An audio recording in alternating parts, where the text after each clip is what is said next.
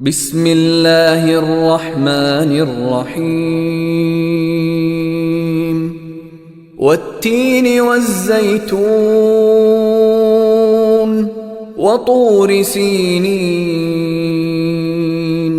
وهذا البلد الأمين لقد خلقنا الإنسان في أحسن تقويم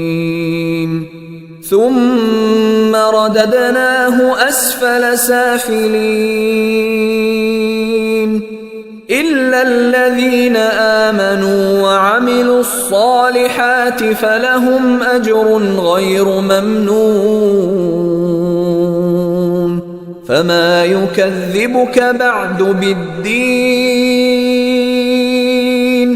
أليس الله بأحكم الحاكمين